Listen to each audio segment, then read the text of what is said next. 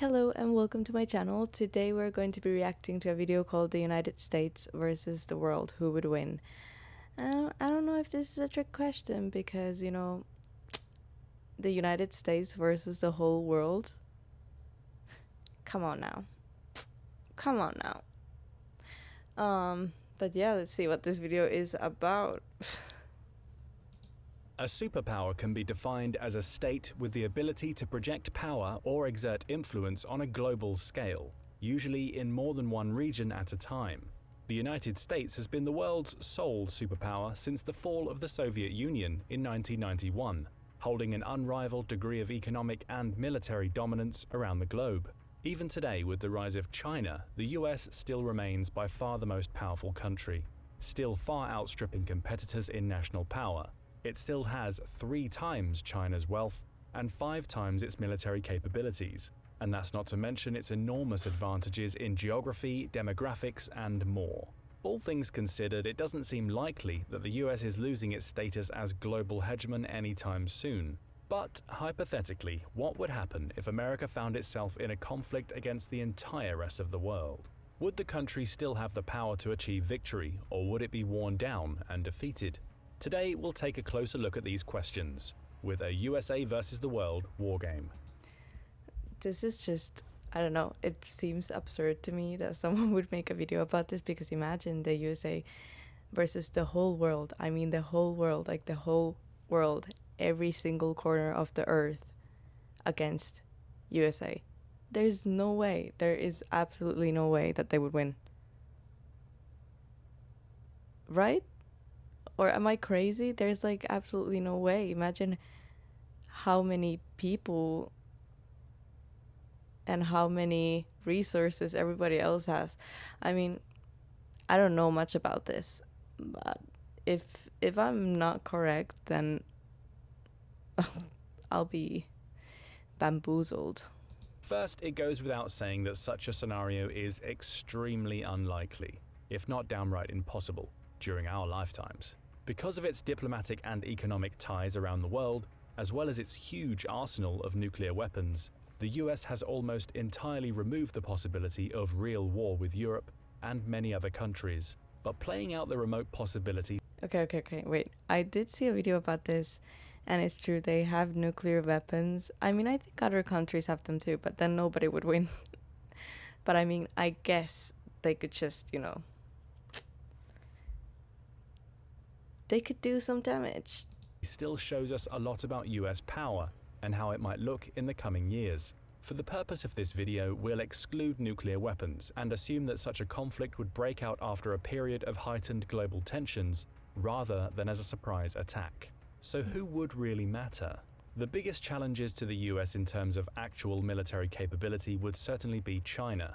Western European nations would be a close second, as they are wealthy and have stockpiles of advanced weapons and technology. While Russia, once considered to be America's main military challenger, its invasion of Ukraine has made clear that the country is something of a paper tiger, especially if its nuclear stockpile is out of the equation.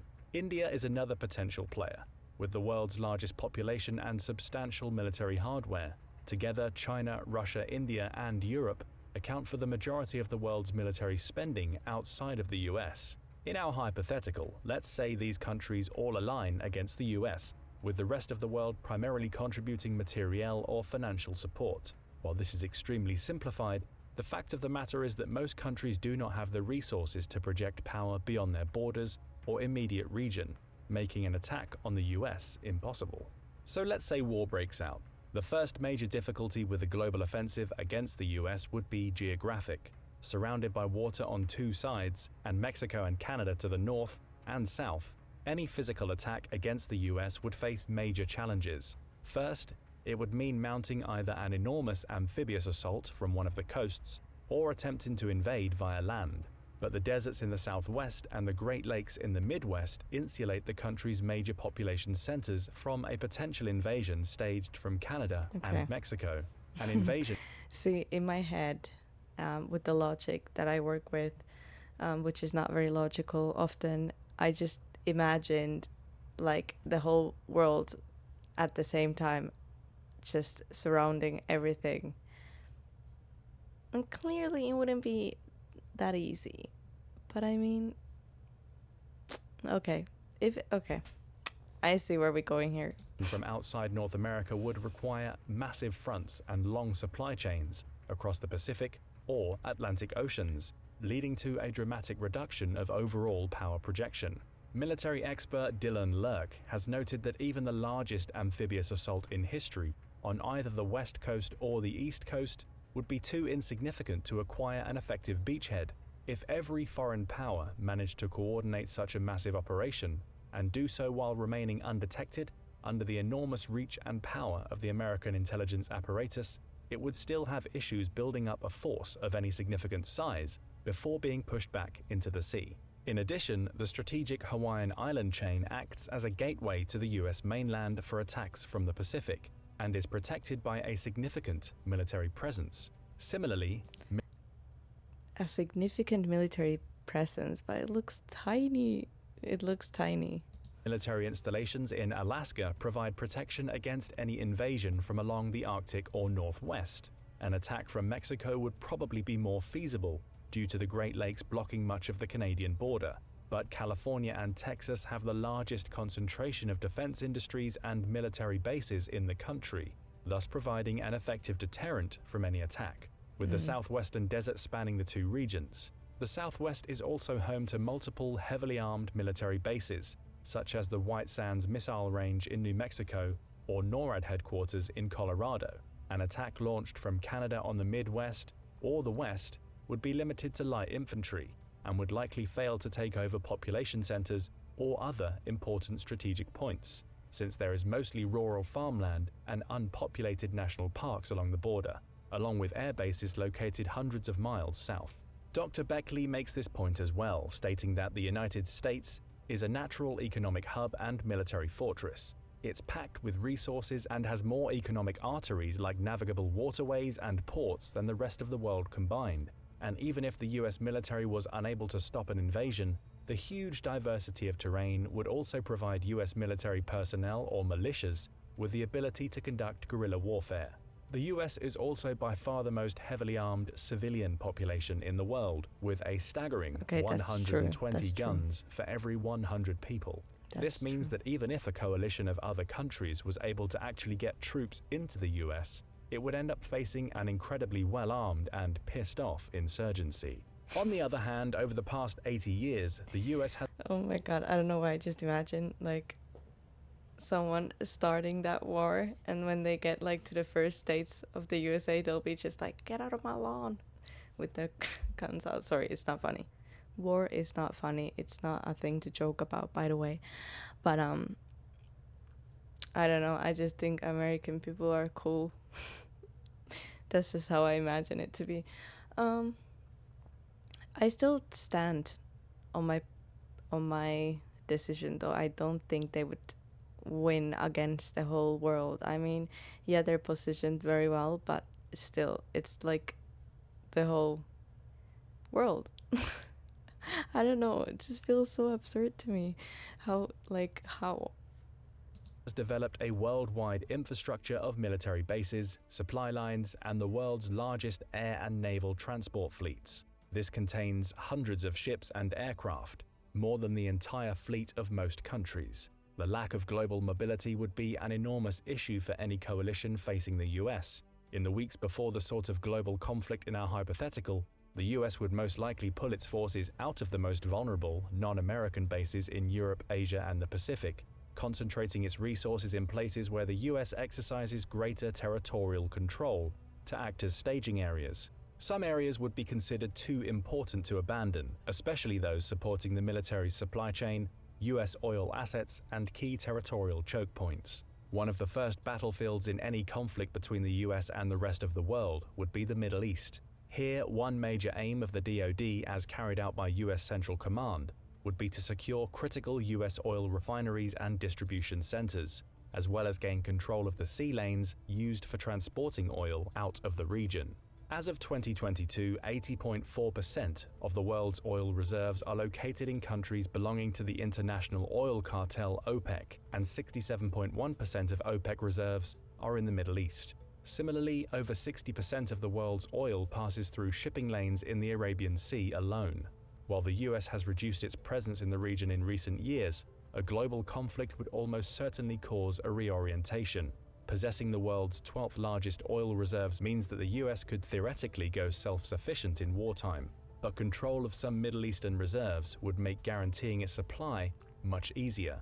Similarly, it would allow the US to deny oil to much of the rest of the world and undermine the coalition's economies and military production.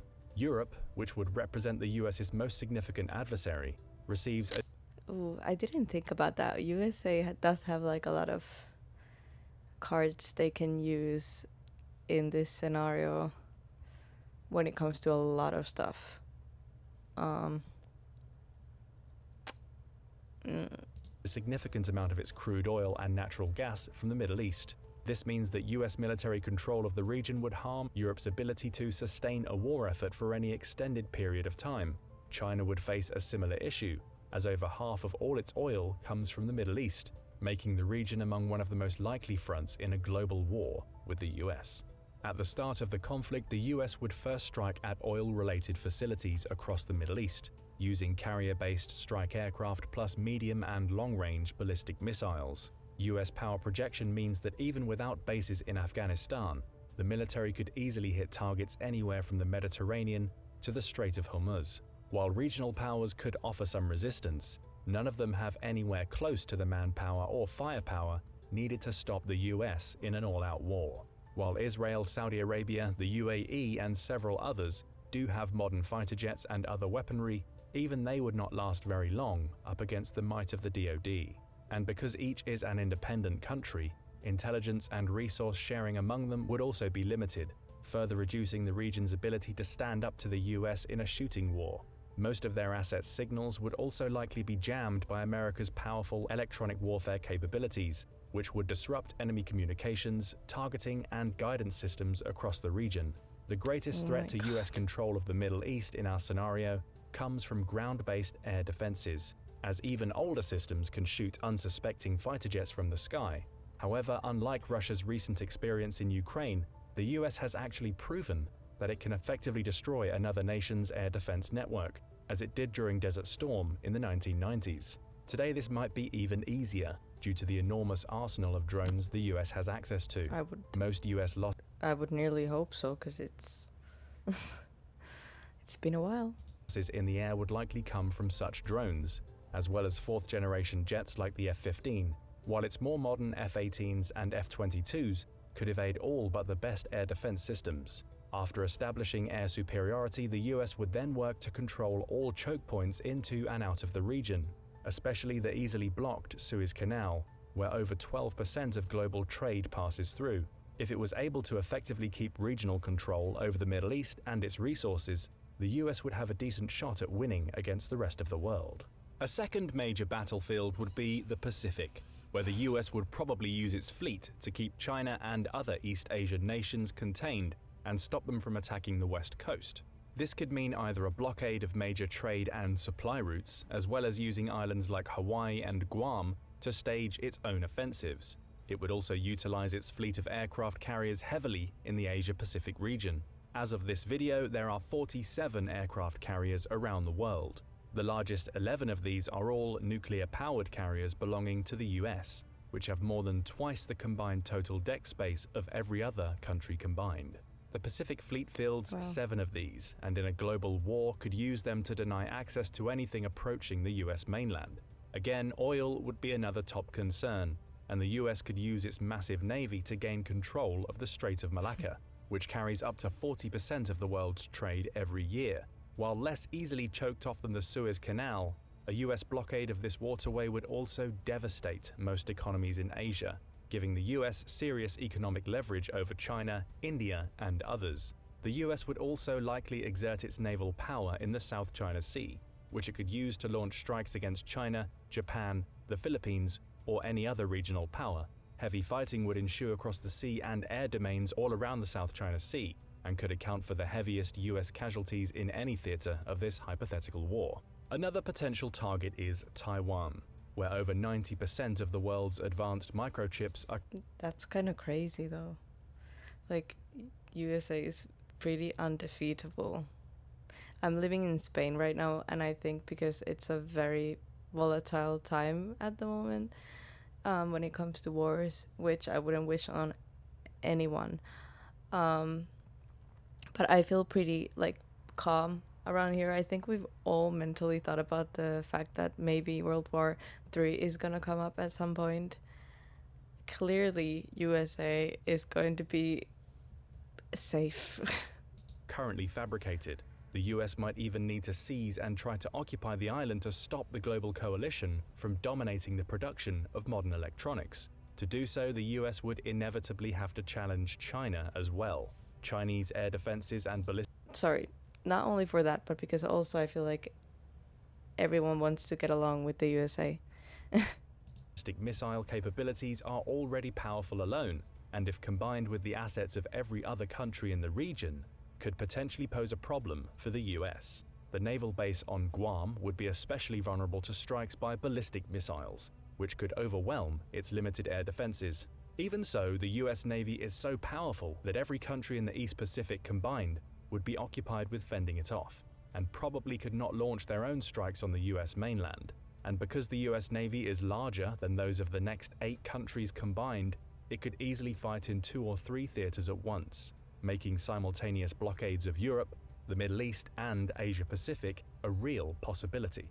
Another aspect of a global war would involve submarines, which unsurprisingly the US has more of than almost anyone else. Its fleet contains 53 Fast attack submarines. Fast attack submarines. I don't understand how you can use submarines in a war. I don't understand. I hope he says how, or like I don't. Underwater. What can you do underwater? I don't get it. I mean, no, I don't get it. fast attack submarines, 14 nuclear-capable ballistic missile subs, and 4 guided missile subs. Even without using the world-ending nuclear capabilities of an Ohio-class submarine, this massive fleet would allow the US to launch stealth attacks on enemy naval vessels anywhere in the world, completely undetected. While America would be far more hard-pressed to fend off a global coalition on the ground, at sea, the US stands a much better chance of victory. A third global area of battle would be the Americas, where the US would have the greatest ability to marshal forces and project power. And because Mexico, Canada, and other countries in the region are far less powerful, there is a good chance the US could blockade, control, or destroy the majority of their military and economic resources. Canada and Venezuela are both obvious targets because of their status as oil producers, and in a global war, the US would probably aim to shut down or take control of resources in both. Another obvious target is the Panama Canal, which serves as the gateway between the Atlantic and Pacific, and where 40% of all US container shipping flows through. The US controlled the canal from 1903 to 1979, and would try to seize it again during a global war. This would also provide a choke point against the militaries of Central and South America. Chile is another potential target, as the country supplies 28% of the world's copper, critical for the production of modern electronics. Now, obviously, a hypothetical alliance of every other country in the world would have the numerical advantage in overall troops and economic resources. There you go. But keep in mind that as of 2022, US military spending was $877 billion, constituting 40% of the global total and more than the next 10 countries combined. Today, this enormous sum still only accounts for about 3% of the country's GDP. In a global war, this percentage would almost certainly increase and could rise to similar levels as World War II, when US military spending accounted for over 40% of national GDP. Today, that would mean somewhere close to $10 trillion a year in military spending from the US alone, nearly 5 times the global total from 2022. Astronomical numbers like these mean that a war of attrition against America would also be likely to fail, as the country could outspend the rest of the world several times over for many years. To gain a true strategic edge over the US, a global coalition would have to somehow outgun and outspend the Defense Department, while also maintaining their own smaller economies. Another crucial domain in a global conflict with the US would play out in cyberspace. This would probably be the first line of contact between the warring parties, as both sides would attempt to gain information superiority and take each other's systems offline. While US Cyber Command would almost certainly be overwhelmed with attacks by many actors at once, America could also use its own highly effective attacks to shut down enemy power grids, computer That's networks, scary. weapons, electronics, and much, much more. That's And while it's scary. not as dominant in cyberspace as in the real world, the US still has by far the most capable and best-funded capabilities in the world. In the 2024 fiscal year, US cyber spending will rise to more than $25 billion, and the country continues to Okay. top every ranking of national cyber power. However, this domain would also be one of the biggest dangers to the US in a global war, as cyber attacks are notoriously difficult to predict and defend against. A well-placed cyber attack by a less powerful nation could still be catastrophic, and would probably be a more serious immediate threat to US citizens than a kinetic strike on the country.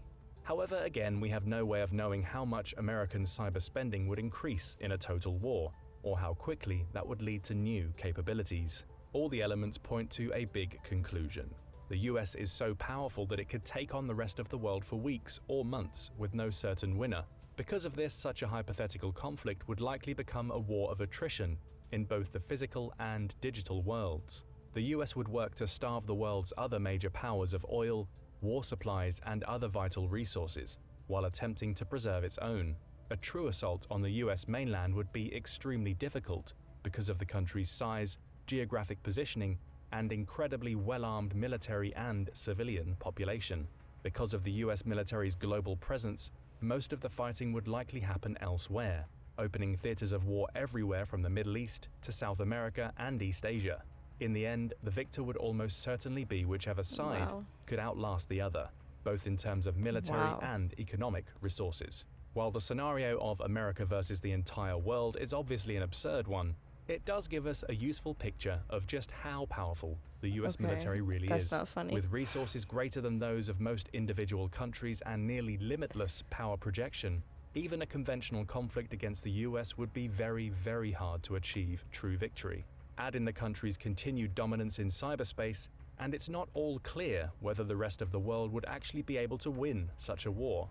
And all of the speculation above excludes the most powerful part of the equation: nuclear weapons. Because of the principle of mutually assured destruction, no country really wants to use them today. However, it's worth noting that the US has over 1,400 actively deployed nukes, and in any real global conflict, they could be used to give any non-nuclear country a very permanent end.